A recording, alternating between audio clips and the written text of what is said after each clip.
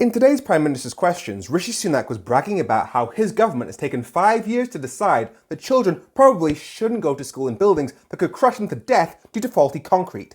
We make no apology for acting decisively in the face of new information.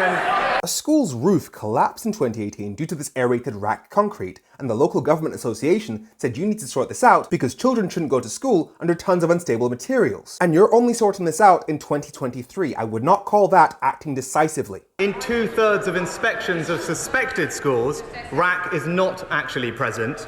So 2/3 of the schools that you inspected, schools that, contain children every day, aren't prone to be the scene of the next national tragedy?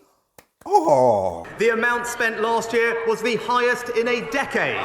Yeah, but that number is supposed to go up due to rising populations and inflation. That spending review maintained the school rebuilding programme, delivering 500 schools over a decade.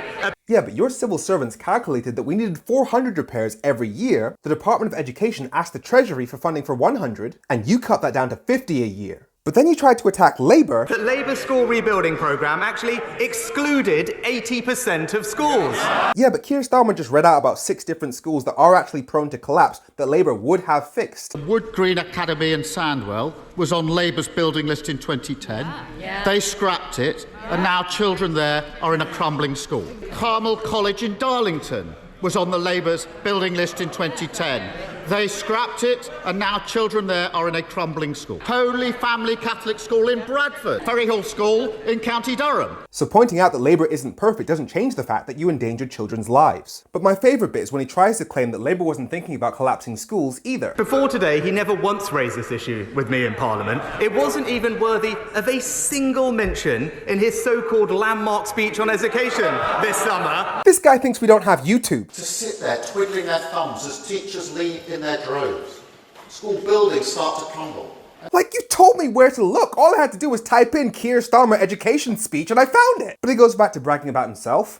But it also, Mr. Speaker, crucially, invested £5 billion to help our pupils recover the lost learning from COVID. Again, your expert told you needed $13 billion to help working class kids catch up. And he even quit because you refused, and now the gap between rich and poor kids has gotten bigger. But now we get to some Brexit stupidity. Has my right honourable friend considered the incongruity of the fact that a UK dinghy manufacturer trying to sell into the EU market would have to apply the CE marking, customs codes, and the potential of being stopped and checked, but none of this applies, seemingly, when these huge, supersized, dangerous, cut-and-shut dinghies are taken in from Turkey across the EU border into Bulgaria and Greece.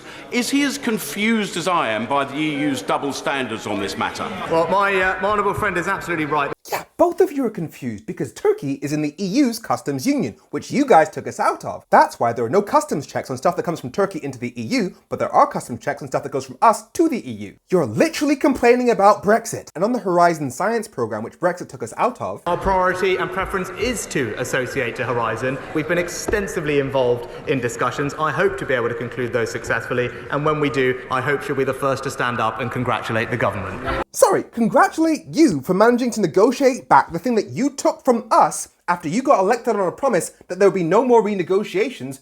You sound like Gillian Keegan. Does anyone ever say, you know what, you've done a good job?